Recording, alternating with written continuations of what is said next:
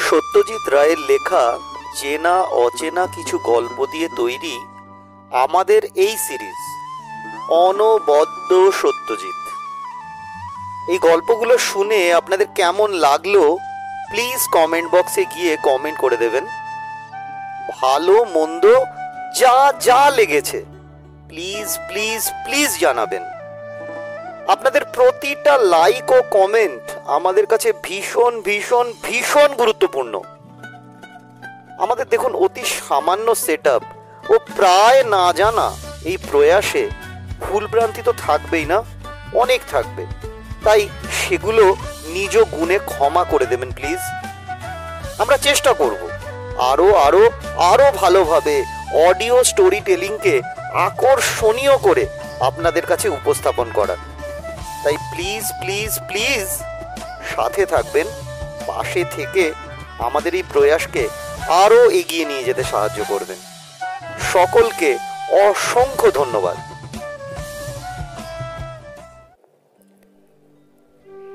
এই বাংলার কিছু নামী অনামী লেখক লেখিকার কলম থেকে বের হওয়া ভয়, রহস্য, প্রেম, সমাজ, রাজনীতি, ধর্ম ইত্যাদিকে বেষ্টন করে লেখা আমাদের এই গপ্প পাঠের আসর।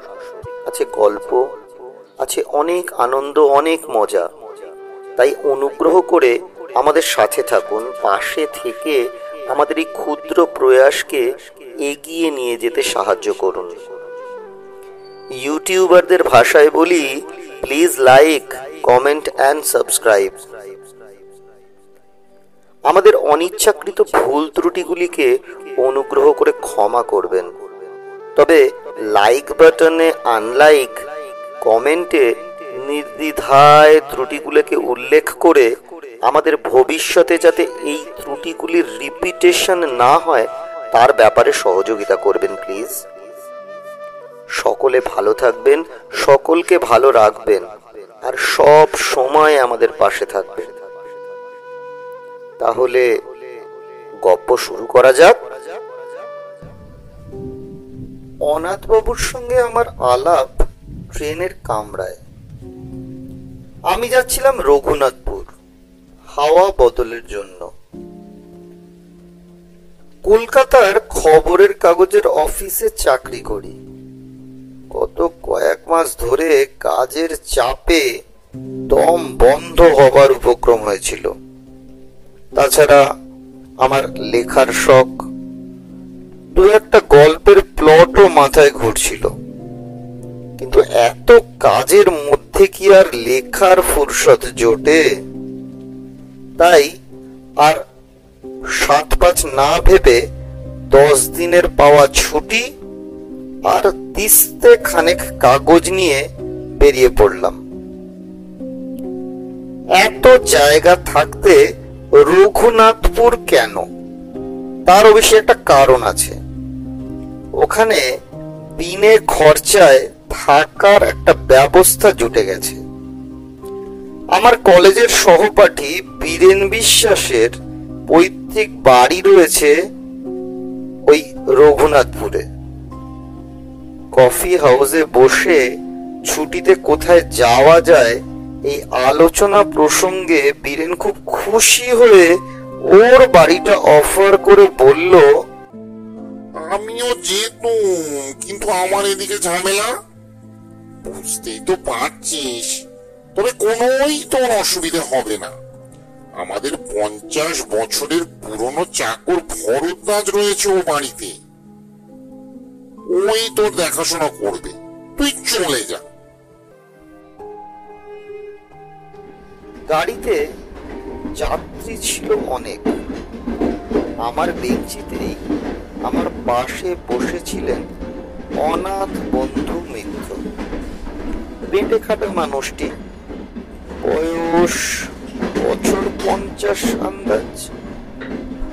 মাঝখানে টেরি কাটা কাঁচা পাকা চুল, চোখের চাহনি তীক্ষ্ণ, আর ঠোঁটের কোণে এমন একটা ভাব যেন মনের আনাচে কানাচে সদাই কোনো মজার চিন্তা ঘোরাফেরা করছে। পোশাক আশাকের ব্যাপারেও একটা বিশেষত্ব লক্ষ্য করলো। ভদ্রলোককে হঠাৎ দেখলে মনে হবে তিনি যেন 50 বছরের পুরনো কোনো নাটকের চরিত্রে অভিনয় করার জন্য সেজে গুজে তৈরি হয়ে এসেছেন। ওই রকম কোট, ওই রকম শার্টের কলার, ওই চশমা, আর বিশেষ করে ওই বুট জুতো, এসব আজকালকার দিনে কেউ পরে না। অনাথবাবুর সঙ্গে আলাপ করে জানলাম তিনিও রঘুনাথপুর যাচ্ছেন। কারণ জিজ্ঞাসা করাতে কেমন যেন অন্য মনস্ক হয়ে পড়লেন। বা এও হতে পারে যে ট্রেনের শব্দের জন্য তিনি আমার প্রশ্ন শুনতে পাননি। বীরেনের পৈতৃক ভিটেটি দেখে মনটা খুশি হয়ে উঠল। বেশ বাড়ি, সামনে এক ফালি জমি, তাতে সবজি ও ফুল গাছ দুই হয়েছে। কাছাকাছির মধ্যে অন্য কোনো বাড়িও নেই, কাজেই পড়শির উৎপাত থেকেও রক্ষা। আমি আমার থাকার জন্য ভরদ্বাজের আপত্তি সত্ত্বেও ছাদের চিলে কোঠাটি বেছে নিলাম। আলো, বাতাস এবং নির্জনতা তিনটেই অপর্যাপ্ত পাওয়া যাবে ওখানে। ঘর দখল করে জিনিসপত্র গোছাবার সময় দেখি আমার দাড়ি কামানোর ঘুর আনতে ভুলে গিয়েছি। ভরদ্বাজ শুনে বলল, তাতে আর কি হয়েছে খোকা বাবু? ওই তো কুন্ডু বাবুর দোকান, 5 মিনিটের পথ। সেখানে গেলেই পাবেন খন। বিলেত বিকেল 4টে নাগাদ চাটা খেয়ে কুন্ডু বাবুর দোকানের উদ্দেশ্যে বেরিয়ে পড়লাম। গিয়ে দেখি সেটি একটি ভালো আড্ডার জায়গা। দোকানের ভেতর দুটি বেঞ্চিতে বসে 5-7টি প্রৌঢ় ভদ্রলোক রীতিমতো গল্প জমিয়েছেন। তাদের মধ্যে একজন বেশ উত্তেজিত ভাবে বলছেন, আজে বাবু, এ তো আর শোনা কথা নয়, এই আমার নিজের চোখে দেখা। আজ 30 বছর হয়ে গেল বলেই কি সব মন থেকে মুছে গেল? এই সব স্মৃতি অত সহজে ভুলবার নয়। আর বিশেষ করে যখন হলধর দত্ত ছিল আমার অন্তরঙ্গ বন্ধু, তার মৃত্যুর জন্যেও আমি যে কিছু অংশে দায়ী সে বিশেষ আমার আজও যায়নি। আমি এক প্যাকেট 7 o'clock কিনে আরো 2-একটা অবান্তর জিনিসের খোঁজ করতে লাগলাম। ভদ্রলোক বলে চললেন, ভেবে দেখুন, আমারই বন্ধু আমার সঙ্গে মাত্র 10 টাকা বাজি ধরে রাত কাটাতে গেল ওই উত্তর পশ্চিমের ঘরটাকে। পরদিন ফেরে না ফেরে না ফেরে না। চেষ্টায় আমি জিতেন বক্সি, হরিচরণ শাহ, আরো 3-4 জন কে ছিল ঠিক মনে নেই, গেলুম হালদার বাড়িতে হলধরের খোঁজ করতে। গিয়ে দেখি বাবু ওই ঘরের মেঝেতে হাত পা ছড়িয়ে মজে কাঠ হয়ে পড়ে আছে। আর চোখের দৃষ্টি সোজা করি কাছের দিকে। আর সেই দৃষ্টিতে ভয়ের যে নমুনা দেখলুম, তাতে ভূত ছাড়া আর কি ভাববো বলুন? গায়ে কোনো ক্ষত চিহ্ন নেই, বাঘের আঁচড় নেই, সাপের ছোবল নেই, কিচ্ছু নেই। আপনারাই বলুন এখন কি বলবেন? আরো মিনিট 5 দোকানে থেকে আলোচনার বিষয়বস্তুটি সম্পর্কে মোটামুটি একটা ধারণা হলো। ব্যাপারটা এই, রঘুনাথপুরের দক্ষিণ প্রান্তে হালদার বাড়ি বলে একটা 200 বছরের পুরনো ভগ্ন প্রায় জমিদারি প্রাসাদ আছে। আর সেই প্রাসাদে বিশেষ করে তার দোতলার উত্তর পশ্চিম কোণের একটা ঘরে নাকি অনেক কালের পুরনো একটি ভূতের আনাগোনা আছে। অবশ্য সেই 30 বছর আগে ভবতোষ মজুমদারের বন্ধু হলধর দত্তের মৃত্যুর পর আজ অবধি নাকি কেউ সে বাড়িতে রাত কাটায়নি। কিন্তু তাও রঘুনাথপুরের বাসিন্দারা ভূতের অস্তিত্ব মনে প্রাণে বিশ্বাস করে, বেশ একটা রোমাঞ্চ অনুভব করে। আর বিশ্বাস করার কারণও আছে যথেষ্ট। একে তো হলধর দত্তের রহস্যজনক মৃত্যু, তার উপর এমনিতেই হালদার বংশের ইতিহাসে নাকি খুন খারাপি, আত্মহত্যা ইত্যাদি অনেক নজির পাওয়া যায়। মনে মনে হালদার বাড়ি সম্পর্কে বেশ খানিকটা কৌতূহল নিয়ে দোকানের বাইরে এসেই দেখি আমার ট্রেনের আলাপি অনাথ বন্ধু মিত্র মহাশয় হাসি হাসি মুখ করে দাঁড়িয়ে আছেন। আমায় দেখে বললেন, শুনছিলেন ওদের কথাবার্তা? বললাম, তা কিছুটা শুনেছি। বিশ্বাস হয়? কি ভূত? ব্যাপার কি জানেন, ভূতের বাড়ির কথা তো অনেকই শুনলাম, কিন্তু সেই সব বাড়িতে থেকে নিজের চোখে ভূত দেখেছে এমন লোক তো কই আজ অব্দি একটিও মিট করলাম না। তাই ঠিক অনাথবাবু একটু হেসে বললেন, একবার দেখে আসবেন নাকি কি বাড়িটা? দেখে আসবো মানে? বাইরে থেকে আর কি, বেশি দূর তো নয়, বড় জোর মাইল খানেক। এই রাস্তা দিয়ে সোজা গিয়ে জোড়া শিব মন্দির ছাড়িয়ে ডান হাতি রাস্তায় ঘুরে পোয়াটাক পথ। ভদ্রলোককে বেশ ইন্টারেস্টিং লাগছিল। আর তাছাড়া এত তাড়াতাড়ি বাড়ি ফিরে গিয়ে কি করব, তাই চললাম তার সঙ্গে। হালদারদের বাড়িটা দূর থেকে দেখা যায় না, কারণ বাড়ির চারপাশে বড় বড় গাছের জঙ্গল। তবে বাড়ির গেটের মাথাটা দেখা যেতে থাকে ফটকে পৌঁছানোর প্রায় 10 মিনিট আগে থেকেই। বিরাট ফটক, মাথার উপর ভগ্ন প্রায় নহবতখানা। ফটকের ভেতর দিয়ে বেশ খানিক দূর রাস্তা গিয়ে তবে সদর দালান।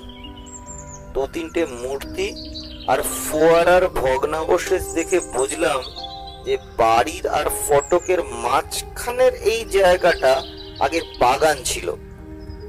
বাড়িটা অদ্ভুত, কারুকার্যের কোনো বাহার নেই।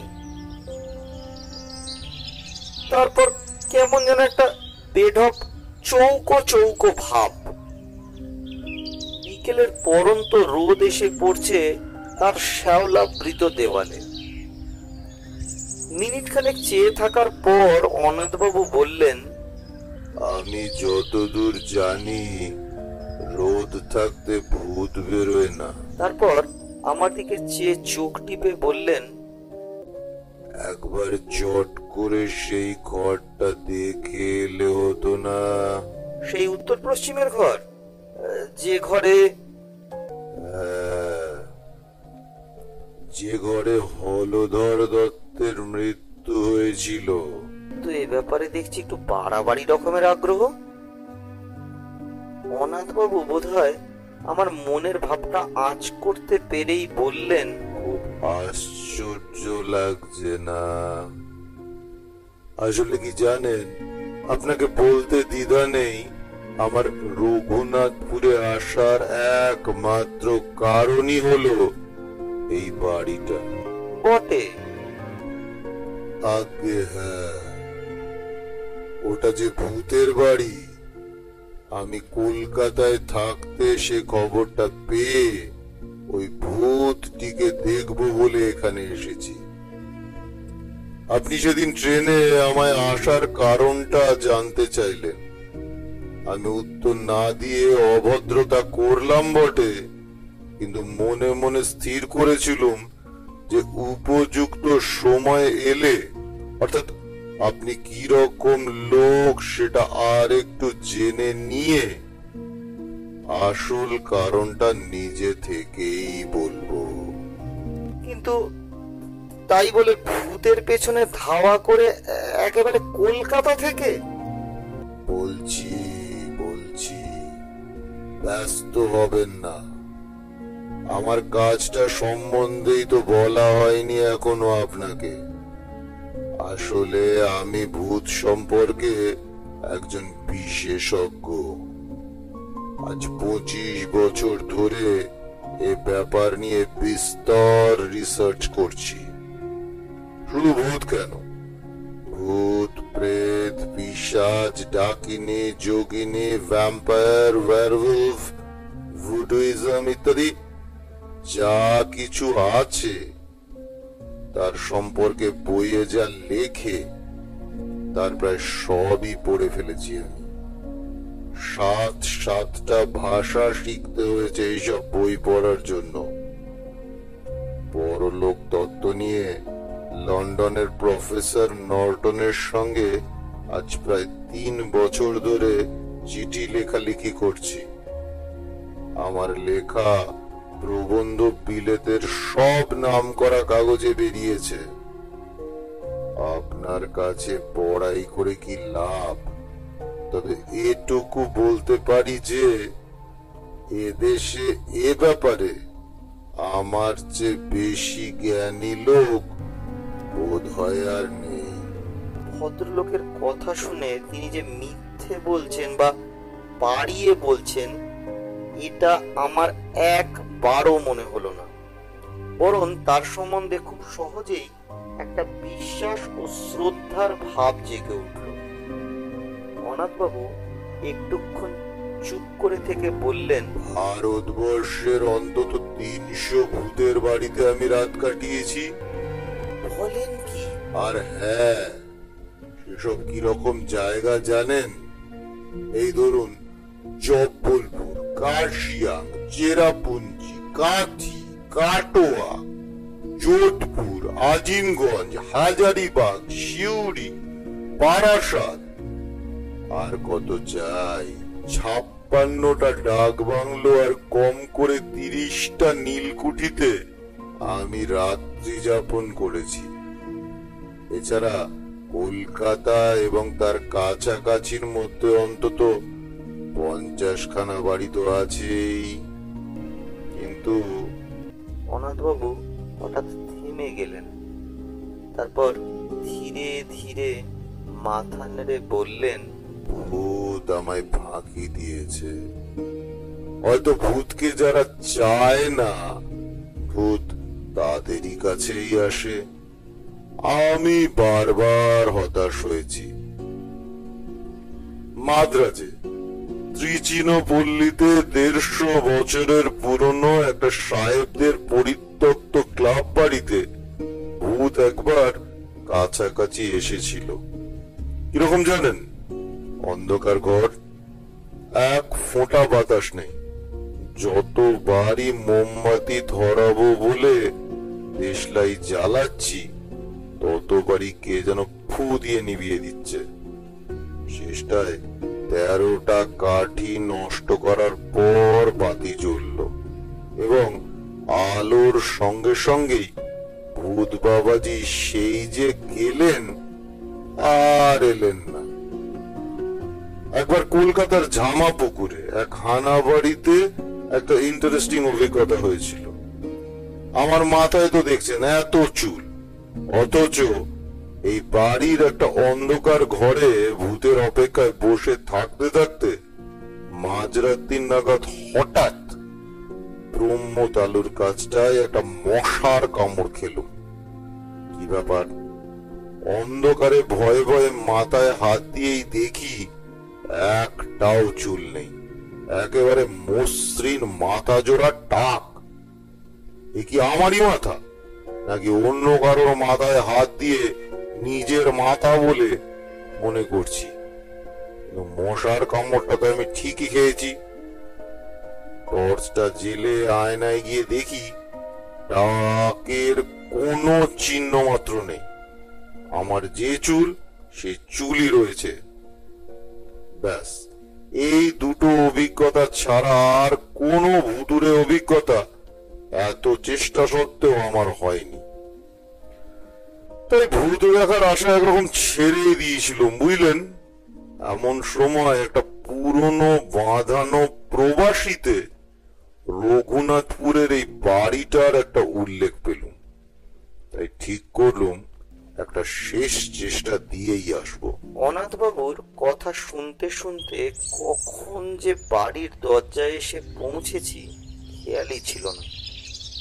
ভদ্রলোক তার এক ঘড়িটা দেখে বললেন, আজ 5টা 31 সূর্যাস্ত, এখন 5:15।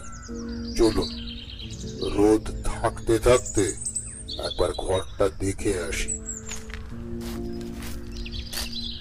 ভূতের নেশাটা বোধহয় সংক্রামক, কারণ আমি অনাথবাবুর প্রস্তাবে কোনো আপত্তি করলাম না। বরঞ্চ বাড়ির ভেতরটা, বিশেষ করে দোতলার ওই ঘরটা দেখবার জন্য বেশ একটা আগ্রহ হচ্ছিল। সদর দরজা দিয়ে ঢুকে দেখি বিরাট উঠোন, নাট মন্দির। 100-150 বছরে কত উৎসব, কত অনুষ্ঠান, কত পুজো পার্বণ, যাত্রা, কথকতা এখানে হয়েছে, তার কোনো চিহ্ন আজ নেই। উঠোনের 3 দিকে বারান্দা। আমাদের ডাইনে বারান্দার যে অংশ, তাতে একটা ভাঙা পালকি পড়ে আছে এবং পালকিটি ছাড়িয়ে হাত 10 গিয়েই দোতলায় যাবার সিঁড়ি। সিঁড়িটা এমনিতেই অন্ধকার যে উঠবার সময় অনাথবাবুকে তার কোটের পকেট থেকে একটা টর্চ বার করে জ্বালাতে হলো।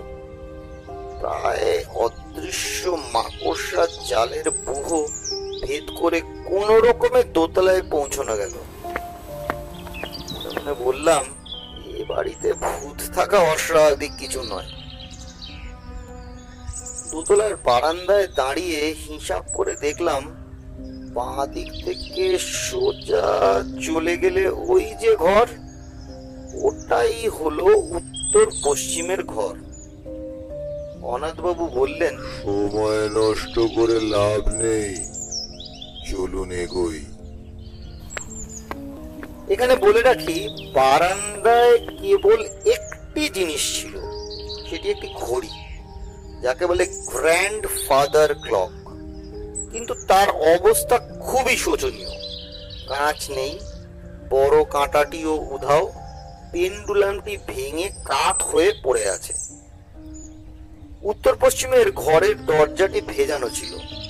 অনাথবাবু যখন তার ডান হাতের তর্জনী দিয়ে সন্তর্পণে ঠেলে দরজাটি খুলছিলেন, তখন বিনা কারণেই আমার গাটা ছমছম করছিল। কিন্তু ঘরের ভেতরে ঢুকে অস্বাভাবিক কিচ্ছু চোখে পড়লো না। দেখে মনে হলো এককালে বৈঠকখানা ছিল। ঘরের মাঝখানে একটা বিরাট টেবিল, তার কেবল পায়া 4খানাই রয়েছে, উপরে তক্তাটা নেই। টেবিলের পাশে জানলার দিকে একটা আরাম কেদারা।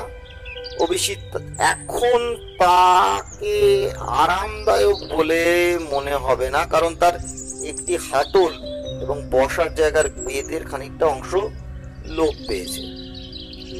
উপরের দিকে চেয়ে দেখি ছাদ থেকে ঝুলছে একটা টানা পাখার অংশ, অর্থাৎ তার দড়ি নেই, কাঠের ডান্ডাটা ভাঙা, ঝালরের অর্ধেকটা ছেঁড়া। এছাড়া ঘরে আছে একটা খাঁজ কাটা বন্দুক রাখার তাক, একটা নলবিহীন গড়গড়া, আর 2খানা হাতল ভাঙা সাধারণ চেয়ার। অনাথবাবু কিছুক্ষণ একেবারে স্তব্ধ হয়ে রইলেন। মনে হলো খুব মনোযোগ দিয়ে কি একটা অনুভব করার চেষ্টা করলেন। প্রায় মিনিট খানেক পরে বললেন, একটা গন্ধ পাচ্ছেন? কি গন্ধ? মাদ্রাজি ধূপ, মাছের তেল আর মরা পোড়ার গন্ধ মেশানো একটা গন্ধ। আমি বার দুয়েক বেশ জোরে জোরে শ্বাস টানলাম। অনেক দিনের বন্ধ ঘর খুললে যে ভ্যাপসা গন্ধ বেরোয়, সেই গন্ধ ছাড়া আর কোনো গন্ধই পেলাম না। তাই বললাম, কই ঠিক বুঝতে পারছি না তো।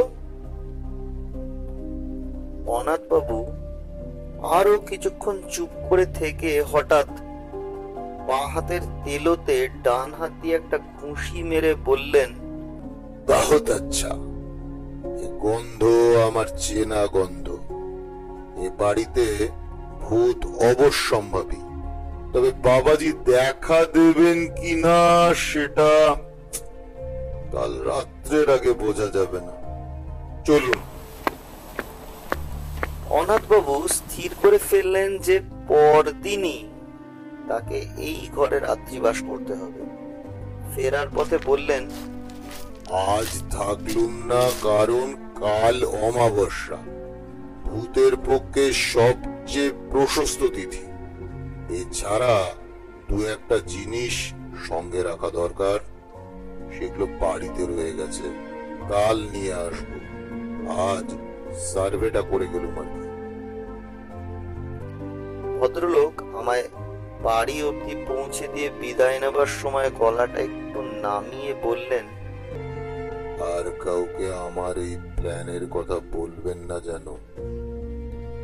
এদের কথাবার্তা তো শুনলুম আজকে, যা ভয় আর যা প্রিজুডিস এদের, জানলে পরে হয়তো বাঁধা টাঁধা দিয়ে আমার প্ল্যানটাই ভেস্তে দেবে। আর হ্যাঁ, আর একটা কথা, আপনাকে আমার সঙ্গে যেতে বললুম না বলে কিছু মনে করবেন না। এসব ব্যাপারে বুঝলেন না, একা না হলে ঠিক জুৎসই হয় না। পরদিন দুপুরে কাগজ কলম নিয়ে বসলেও লেখা খুব বেশি দূর এগোলো না। মনে পড়ে রয়েছে ওই হালদার বাড়ির উত্তর পশ্চিমের ঘরটায়। আর রাত্রে অনাথবাবুর কি অভিজ্ঞতা হবে সেই নিয়ে একটা অশান্তি আর উদ্বেগ রয়েছে মনের মধ্যে। বিকালে অনাথবাবুকে হালদার বাড়ির ফটক অবধি পৌঁছে দিলাম। ভদ্রলোকের গায়ে আজ একটা কালো গলা বন্ধ কোট, কাঁধে জলের ফ্লাস্ক আর হাতে সেই কালকের 3 সেলের টর্চ। ফটক দিয়ে ঢুকবার আগে কোটের দু পকেটে দুহাত ঢুকিয়ে দুটো বোতল বার করে আমায় দেখিয়ে বললেন, এই দেখুন, এটিতে রয়েছে আমার নিজের ফর্মুলায় তৈরি তেল। শরীরের অনাবৃত অংশে মেখে নিলে আর মশা কামড়াবে না। আর এই দ্বিতীয়টা হলো কার্বলিক অ্যাসিড, ঘরের চারপাশে ছড়িয়ে দিলে সাপের উৎপাত থেকেও নিশ্চিন্ত। এই বলে বোতল দুটি পকেটে পুরে টর্চটা মাথায় ঠেকিয়ে আমায় একটা সেলাম ঠুকে ভদ্রলোক বুট জুতো খটখটিয়ে হালদার বাড়ির দিকে চলে গেলেন। রাত্রে ভালো ঘুম হলো না। ভোর হতে না হতে ভরদ্বাজকে বললাম আমার থার্মাস ফ্লাস্কে দুজনের মতো চা ভরে দিতে। চা এলে পর ফ্লাস্কটি নিয়ে আবার হালদার বাড়ির উদ্দেশ্যে রওনা দিলাম। হালদার বাড়ির ফটকের কাছে পৌঁছে দেখি চারদিকে কোনো সারা শব্দ নেই। অনাথ বাবুর নাম ধরে ডাকবো না শটান দোতলায় যাব ভাবছি, এমন সময় হঠাৎ শুনতে পেলাম, ও মশাই, এই যে এদিকে। এবার দেখতে পেলাম অনাথ বাবুকে। প্রাসাদের পূর্ব দিকের জঙ্গলের ভেতর থেকে বেরিয়ে আমার দিকেই হেঁটে আসছে। তাকে দেখে মোটেই মনে হলো না যে রাত্রে তার কোনো ভয়াবহ বা অস্বাভাবিক অভিজ্ঞতা হয়েছে। আমার কাছে এসে হাসতে হাসতে হাতে একটা নিমের ডাল দেখিয়ে বললেন, আর বলবেন না, আধ ঘন্টা বনে বাজারে ঘুরে এই নিম ডালের খোঁজে। আমার আবার দাঁতনের অভ্যাস কিনা। ফস করে রাত্রের কথাটা জিজ্ঞাসা করতে কেমন বাঁধো বাঁধো ঠেকলো। বললাম, চা এনেছি, এখানেই খাবেন না বাড়ি যাবেন? চলুন না, ওই ফোয়ারাটার পাশটায় বসে খাওয়া যাক। গরম চায়ে চুমুক দিয়ে একটা তৃপ্তি সূচক আহ শব্দ করে আমার দিকে ফিরে মুচকি হেসে অনাথবাবু বললেন, খুব কৌতূহল হচ্ছে না? আমি আমতা আমতা করে বললুম, মানে হ্যাঁ, মানে তা একটু। বেশ, তবে বলছি শুনুন। গোড়াতেই বলে রাখি, এক্সপিডিশন হাইলি সাকসেসফুল। আমার এখানে আসা সার্থক হয়েছে। অনাথবাবু এক মগ চা শেষ করে দ্বিতীয় মগ ঢেলে তার কথা শুরু করলেন। আপনি যখন আমায় পৌঁছে দিয়ে গেলেন তখন 5টা। আমি বাড়ির ভেতরে ঢোকার আগে এই আশপাশটা একটু সার্ভে করে নিলাম। অনেক সময় ভূতের চেয়ে জ্যান্ত মানুষ বা জানোয়ার থেকে উপদ্রবের আশঙ্কা বেশি থাকে। যাই হোক, দেখলুম আশেপাশের মধ্যে সন্দেহজনক কিছু নেই। বাড়িতে ঢুকে একতলার ঘরগুলোর মধ্যে যেগুলো খোলা রয়েছে সেগুলো একবার দেখে নিলুম। জিনিসপত্র তো আর একদিন ধরে বিশেষ কিছু পড়ে থাকার কথা নয়। একটা ঘরে কিছু আবর্জনা আর একটার কড়িকাঠে গোটা চারেক ঝুলন্ত বাদুড় ছাড়া আর কিছুই চোখে পড়ল না।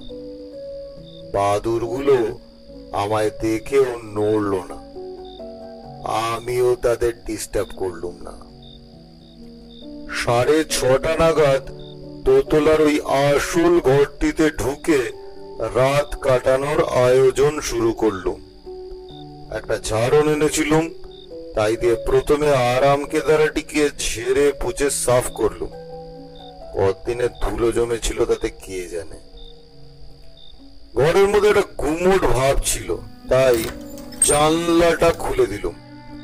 ভূত বাবাজি যদি সশরীরে আসতে চান, তাই বারান্দার দরজাটাও খোলা রাখলুম।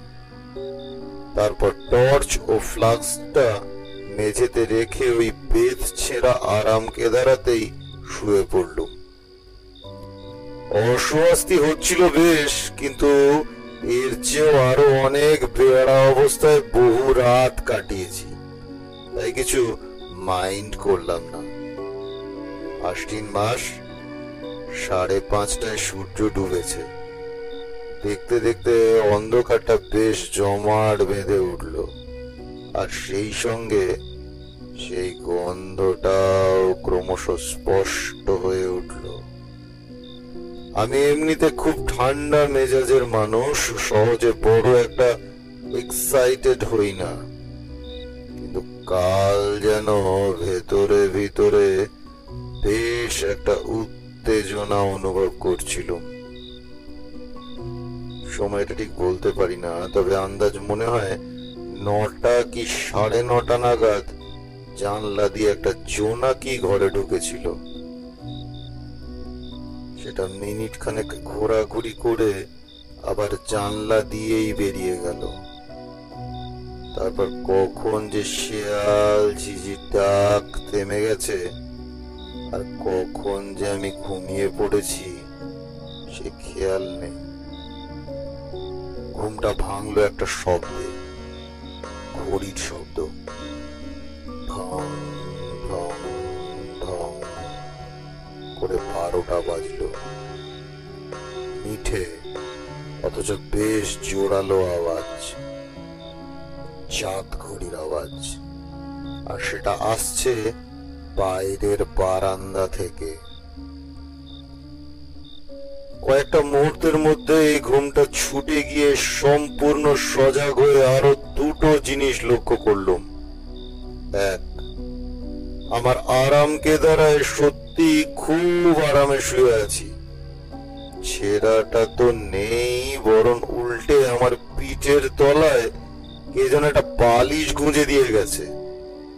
আর দুই, আমার মাথার উপর একটা চমৎকার ঝালর সমেত আস্ত নতুন টানা পাখা, আর তা থেকে একটা নতুন দড়ি দেওয়ালের ফুটো দিয়ে বারান্দায় চলে গেছে, এবং কি জানি কে সে দড়িতে টান দিয়ে পাখাটাকে দুলিয়ে দুলিয়ে আমায় চমৎকার বাতাস করছে।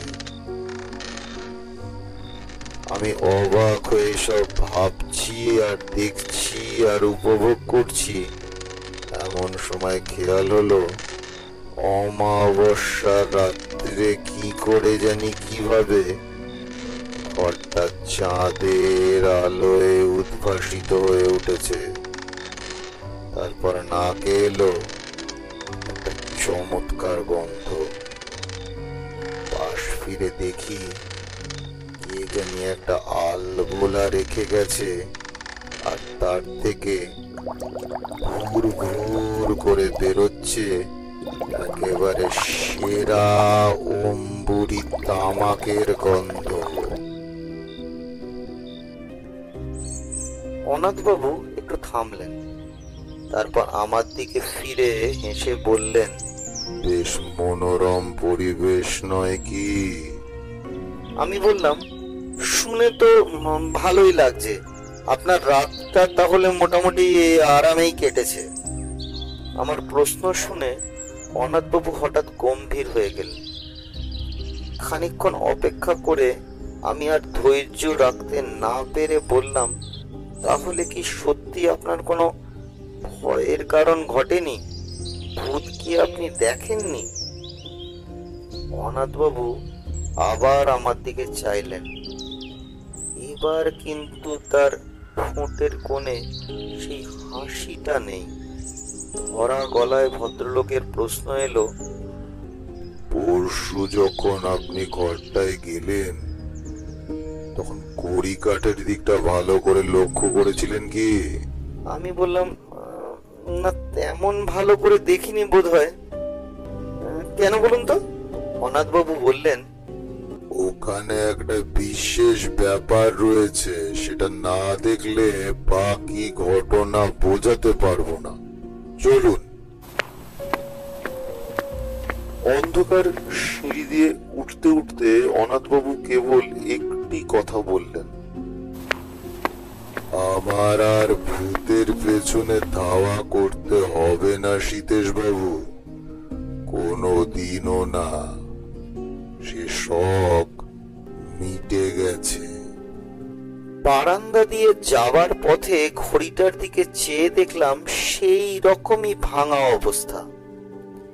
দরজার সামনে গিয়ে অনাথবাবু বললেন, চলুন। দরজাটা ভেজানো ছিল। আমি হাত দিয়ে ঠেলে ঘরের মধ্যে ঢুকলাম। তারপর দুপা এগিয়ে মেঝের দিকে চোখ পড়তেই আমার সমস্ত শরীরে একটা বিস্ময় এবং আতঙ্কের শিহরণ খেলে গেল। বুট জুতো পরা ও কে পড়ে আছে মেঝেতে, আর বারান্দার দিক থেকে কার অট্টহাসি হালদার বাড়ির আনাচে কানাচে প্রতিধ্বনিত হয়ে আমার রক্ত জল করে আমার জ্ঞান বুদ্ধি চিন্তা সব লোপ পাইয়ে দিচ্ছে। তাহলে কি আর কিছু মনে নেই আমার। যখন জ্ঞান হলো, দেখি ভরদ্বাজ আমার খাটের পায়ের দিকে দাঁড়িয়ে আছে, আর আমায় হাত পাখা দিয়ে বাতাস করছেন ভবতোষ মজুমদার। আমার চোখ খুলতে দেখে ভবতোষ বাবু বললেন, ভাগ্যের সিধুচরণ আপনাকে দেখেছিল ওই বাড়িতে ঢুকতে। নইলে যে কি দশা হতো আপনার জানি না। ওখানে দেখলেন কোন গেলে? আমি বললাম, অনাথ বাবু যে রাত্রে। ভবতোষ বাবু বাধা দিয়ে বললেন, আর অনাথ বাবু, কাল যে অতগুলো কথা বললুম সেসব বোধহয় কিছুই বিশ্বাস করেননি ভদ্রলোক। ভাগ্যে আপনিও তার সঙ্গে সঙ্গে রাত কাটাতে যাননি ওই বাড়িতে। দেখলেন তো ওর অবস্থা। ধরের যা হয়েছিল এরও ঠিক তাই, মরে একেবারে কাঠ। আর চোখ ঠিক সেইভাবে চাওয়া, সেই দৃষ্টি, সেই কড়ি কাঠের দিকে। মনে মনে বললাম, না, মরে কাঠ নয়। মরে কি হয়েছেন অনাথ বাবু তা আমি জানি। কালও সকালে গেলে দেখতে পাবো তাকে। গায়ে কালো কোট, পায়ে বুট জুতো, হালদার বাড়ির পূব দিকের জঙ্গল থেকে নিমের দাঁতন হাতে হাসতে হাসতে বেরিয়ে আসছেন।